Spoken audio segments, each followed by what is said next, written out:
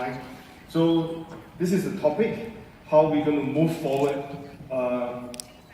using blockchain for global businesses.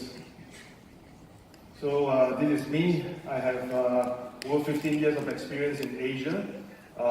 I held different advisory roles across different industries and for international and public listed companies.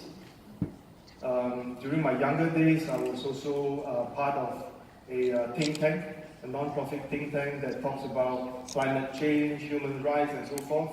And I'm a true believer in startups. I've since started a few healthcare-related companies, and I hope more to come maybe next year. So these are some statistics that you see. You can Google them online. We talk about the counterfeiting problems. In 2017, it's about 1.2 trillion US dollars, and then in 2020, it will be 1.82 trillion dollars that's been lost in this industry. So it's a big thing. Thousands of children are given fake vaccines in China. We have other problems like wine. In some 20% of the wine is fake. About 64% of pharmaceutical in Nigeria are also fake. So actually, the biggest problem is supply chain. Supply chain is the one that causes part of the problem, and we have to find a way to stop and change this. This is a very typical small table that we have. So supply chain typically starts from factory to transportation to export and all the way to consumer. This is how we define the whole supply chain ecosystem.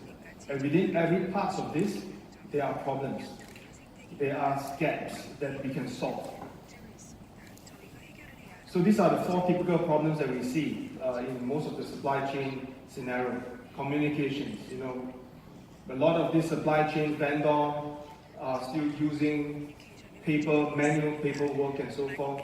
Communication is not as fast. A lot of this paperwork can't be traced. There are a lot of fake BLs. There are a lot of documents that are even not digitized. Efficiency is very low, and then the reliability sometimes is because of the poor communication. The reliability is also relatively low. So these are, again, 3 things. So the flow of goods, flow of information, and flow of money, they are slow, inefficient, and it's not transparent. So this is where blockchain can go in and solve some of these problems. So what we want is to have a faster and leaner logistics in the global trade. We want automation, and then we also want better transparency and traceability. So out of these 3 circles, we will focus on the last one, which is more blockchain related, and blockchain can solve part of the problems as we go along. So this is Rinfinity. This is a company, a startup. It's not as big as Amazon. It's a company that's in Singapore. We have started since last year, and we provide a lot of different solutions for supply chain, mainly fusing together with existing technology like IoT, AI. We also talk to existing businesses on how we could help them using our technology. So this is a video. It should take about a while. So give you an overview of what we do. According to the new report by the OECD and the EU's Intellectual Property Office, the global trade in fake goods is worth nearly $500 billion a year and growing. Companies are constantly facing the threat of counterfeiting, as it is not only affecting their revenue, but also reputational damages to their brand. Companies do not recover their research and development investments due to these losses, thus influencing their potential to create impactful products in the future. Counterfeiting produces knockoffs that endanger lives, pharmaceuticals that make people sick, toys that harm children, and medical instruments that deliver false readings. These put consumers at risk and certain products can cause serious health risks or even be fatal. What will Linfinity do? First of all, we must understand that procurement, manufacturing, and logistics are the three core elements in supply chain management. Data as a bridge between the three cores. So the credibility, transparency, and security of data are the most important factors in improving the efficiency and reducing costs in supply chain. Linfinity blockchain technology creates a transparent, non-tampered, traceable, and anti-counterfeiting system. We solve total supply chain issues right from the start, from production to end consumer. The process is recorded, accounted, trusted, and transparent. Source tracking is only just the start. Our ultimate goal is to build a new sustainable supply chain ecosystem. That is what Linfinity is doing. Linfinity links to unlimited possibilities. So this is what we do, and if you look at this chart that you saw it a few minutes ago, I've added raw material and recycle, because we felt that in order to trace and in order to counter fake goods, it's not only about just scanning, it's not just only about putting things on blockchain. You have to start tracking this right from the source, using existing technology, and then putting the trusted information on the chain. And at the same time, we also look at some very crazy idea of implementing recycle within our system as well. Because a lot of all these fake goods, example like Maotai wine in China, is more expensive to create the bottle, than creating the liquid, the fake liquid that's inside the bottle. So recycling is something that we think that it's going to work, and we hope that we could get more active vendors to work together with us on that. That's just a vision. So there are two steps: authentication, track and trace. This is part of our business. We have launched our D app. We have been signing different MOUs, different brands since May this year, and the first D app is being announced last month.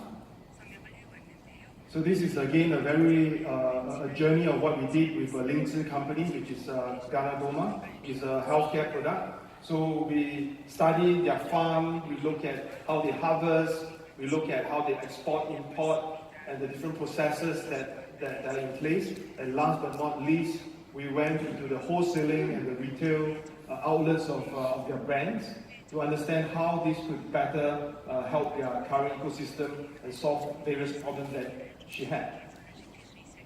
So this is a very typical source tracking, how the data is being uploaded onto the Linfinity chain, and then how the different transactions are being retrieved.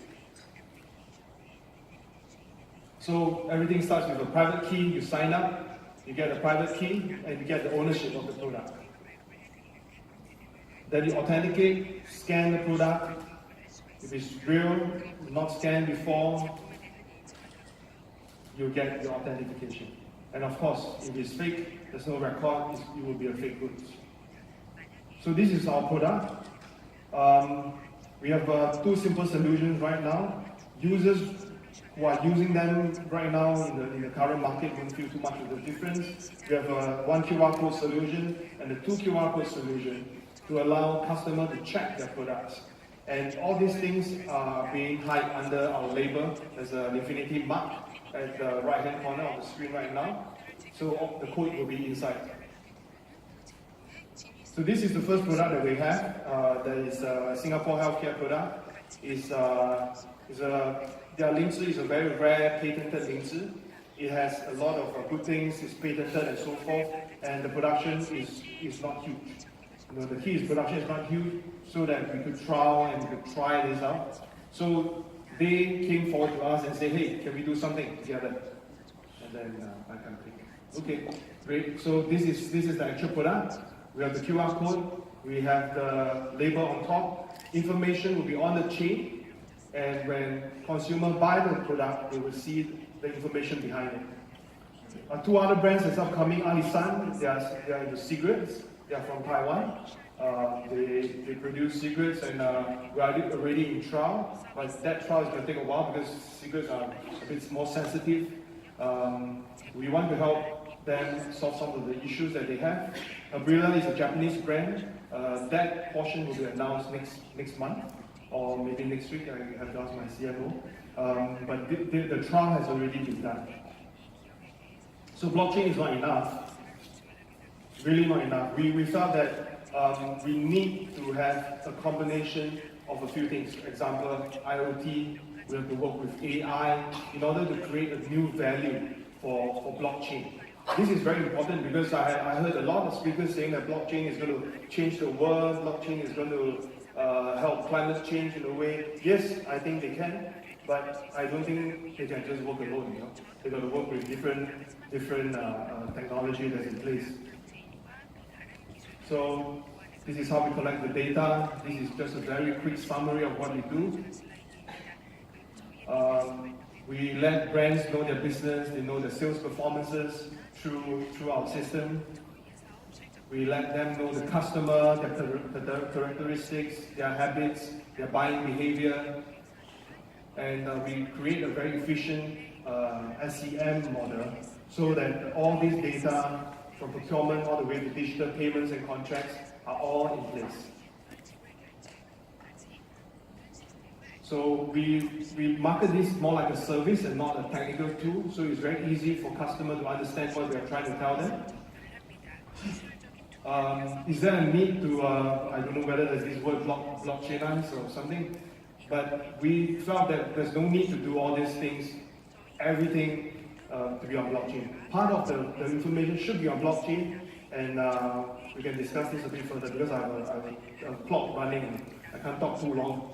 And we felt that we want to produce solutions that are not complex, and we just plug into the existing infrastructure, and things can get going.